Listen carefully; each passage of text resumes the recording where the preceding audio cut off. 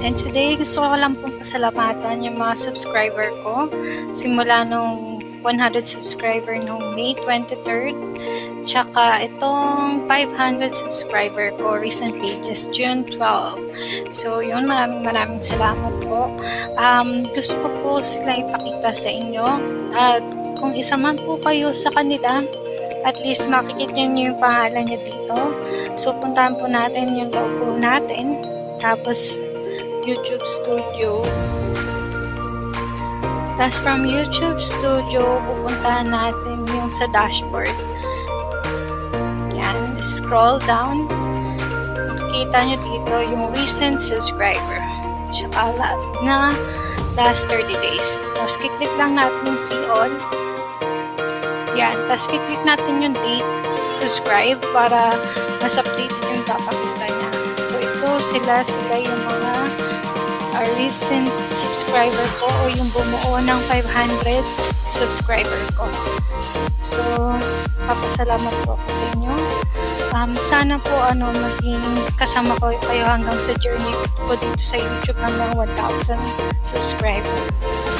So nakita ko lang muna. Tapos mamaya mag-shoutout ako ng ilang mga LS or live stream Paangat program na napuntahan ko na nakatulong din sa akin upang mapaangat ang aking mga bananas or aking mga subscriber. Bali, papakita ko sa inyo yung kanilang mga link and then lalagay ko yung Facebook page ko para kung sakaling gusto nyo ring matulungan kayo, puntahan nyo lang po sila. Nakalagay din doon yung mga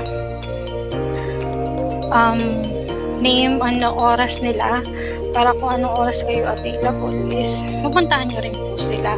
So sa akin po kasi may home based work ako kaya pasulpot-sulpot lang ako sa kanila, hindi ko siya consistent na mapuntahan daily.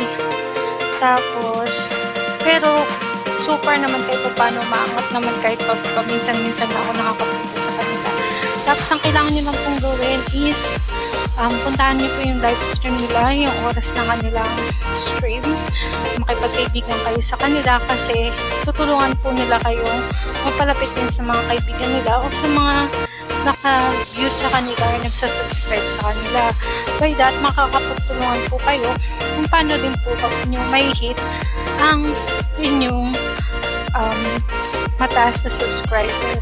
Para kung aim nyo rin po mag-monetize, makatulong din po sila sa inyo sa subscriber, ganun din po sa watch hour. So, magkakaroon din po kayo ng ideas sa kanila kasi marami po silang tinuturo kada LS nila or marami silang binabanggit at pwede rin po kayo magtanong sa kanila. Sumasagot naman sila sa mga katanungan, sa mga message din sa kanilang live stream.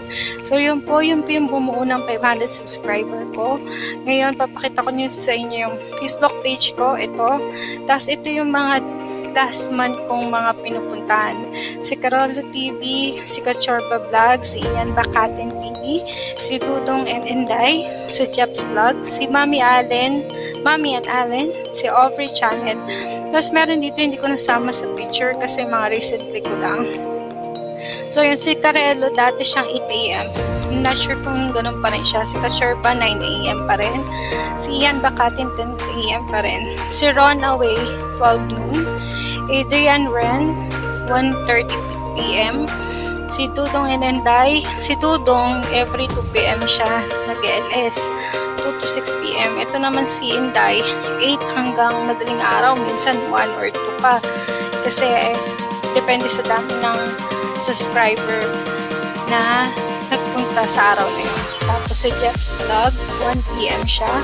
Noel Diaz, hindi ko nakita yung oras, sorry. Si Mami and Allen 4 PM. Si Aubrey Channel 4 PM.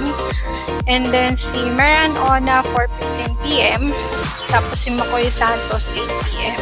So andito na rin po yung mga link nila para mapuntahan nyo sila para kung sakali kayo rin po may nyo yung aim nyo dito sa YouTube. So yun lang po, maraming salamat po, naway kasama ko pa rin po kayo hanggang sa journey ko ng 1,000 subscriber. And have a nice day po. Please don't forget to like, subscribe, and share this video and hit the notification bell para ma-update kayo sa mga recent or bagong video kung i-upload.